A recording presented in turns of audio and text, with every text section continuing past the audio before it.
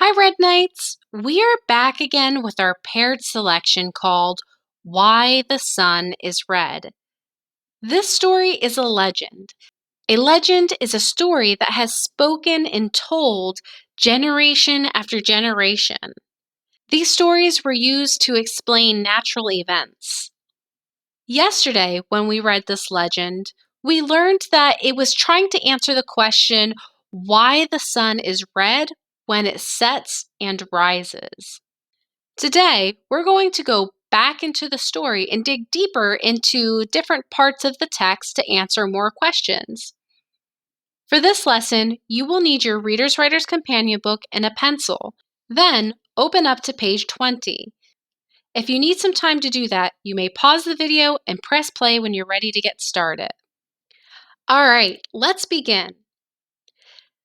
Reread and use the prompts to take notes in the text. Our first question says, reread paragraphs 1 through 3. So that's all these paragraphs here, 1, 2, and 3.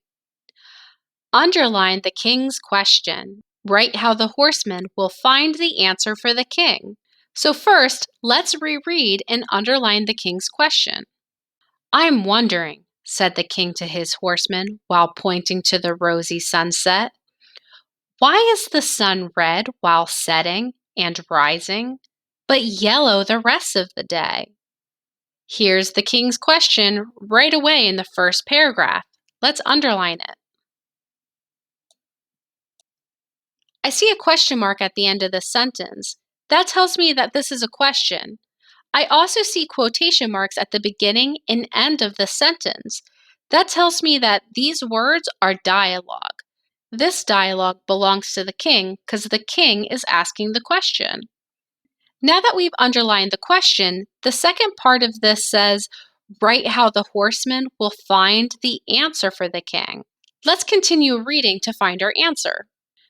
"Perhaps it's not for us to know," said the horseman. "The sun's mother must know," said the king. "You're just the one to find her, in her amber house. Its surface glows bright orange. If you find the answer to my question, I'll fill your hat with gold," said the king. "But if you don't, you must leave my kingdom forever." So how will the horseman find the answer? It says that the horseman will go to the sun's mother to ask the question. Let's write that on the line.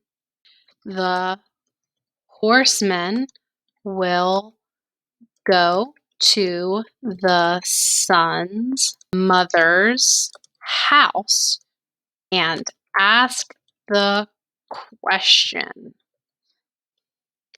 Go ahead and write this sentence on the line. The next question says, circle the clues in paragraph 4 that show that the horseman has found the sun's mother. Let's look for this answer while we reread paragraph 4. For 7 days the horseman searched. Then, one rainy evening, he saw a glow. It was the amber house. An old woman opened the door. It was the sun's mother. So the question asks us to circle clues in the paragraph that show that the horseman has found the sun's mother. Well, here it says that he saw a glow, and it was the amber house. So let's circle these two parts because that shows us that he saw the glow, and that glow was in fact the amber house. Next, it says, reread paragraphs 2 through 4. Discuss how the horseman feels about being sent to answer the king's question. Draw a box around text evidence that helps you understand how the horseman feels. Well, while we were reading this, it didn't specifically say, I'm sad, I'm happy, I'm excited. So we need to infer how the horseman felt. One of the paragraphs that helps me to infer how the horseman felt was paragraph 2. Paragraph 2 says, "Perhaps it's not for us to know," said the horseman. So, in this paragraph, the horseman is content that he is fine with not knowing the answer to this question.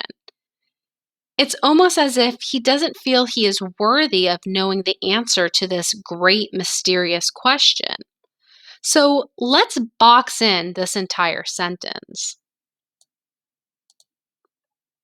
But right after that, in paragraph 3, the king does not accept the horseman's answer. He says, "The son's mother must know. You're just the one to find her in her amber house. Its surface glows bright orange. If you find the answer to my question, I'll fill your hat with gold," said the king. "But if you don't, you must leave my kingdom forever." So, based off of this paragraph, it doesn't matter what the horseman thinks. The king is forcing the horseman to go search for this answer. So, at this point in the story, the horseman might have some really mixed feelings. He might not care about finding the answer to this question, but if he doesn't go, he would be kicked out of the kingdom forever, which is not good. But if he does go, he'll get a bunch of gold, which is a really great thing. So let's box in this whole section here where it's kind of giving these two options to the horsemen. If you do, great things will happen. If you don't, bad things will happen. Like I said, a lot of mixed feelings here.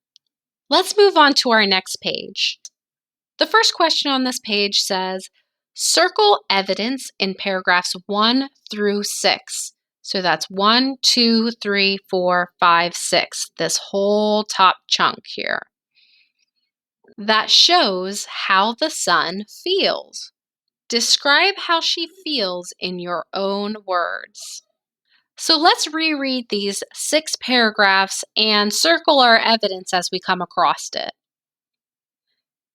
The son returned, and the mother said, "A man was here. He wished to know why you're red when you rise and set, but yellow the rest of the day." "How dare he ask?" shouted the son. Ooh, I'm going to circle this sentence.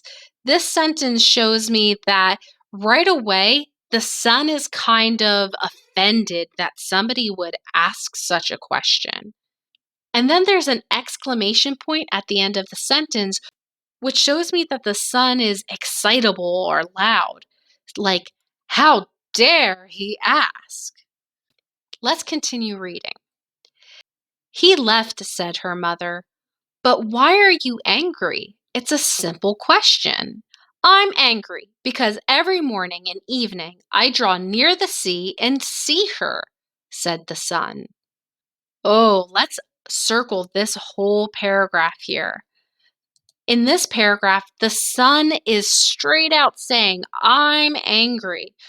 So we don't even need to infer. That's a right there question. It's saying, "I'm angry." Let's continue. Her? She is the most beautiful princess in the world. She makes me red with envy. Ooh, here's another good one to circle. Let's circle this whole paragraph. So, not only is the son saying that she's angry, but she's also red with envy. The word envy means that she wants something that someone else has. It's almost like when someone is jealous. Now that we've read through these 6 paragraphs and circled our evidence, let's go back to the question. It says, describe how she feels in your own words. Well, we said that she was offended. How dare he ask? Then we read that she was angry and envious. So let's write that on the line. The son felt offended, angry, and envious. Go ahead and write that on the line. Next, it says reread paragraphs 7 and 8. Underline phrases that help you visualize what happens after the horseman gives the king his answer. Let's reread and underline when we come across the answer. The horseman had his answer. He sped away on his horse. The pleased king had his answer. He filled the horseman's hat with gold. The horseman bowed and left quickly, eager for the warmth of his own bed. So the question is asking us to underline the phrases that help us to visualize what happened after the horseman gives the king his answer. Well, right after the king gets his answer, he filled the horseman's hat with gold, and then the horseman left and was eager for his warm bed. When I read this last paragraph, I can visualize the horseman's hat being filled with gold, and maybe I'm even visualizing that the hat is getting kind of heavy. So I'm going to underline filled the horseman's hat with gold. I'm also going to underline the part that says the horseman bowed and left quickly, eager for the warmth of his own bed.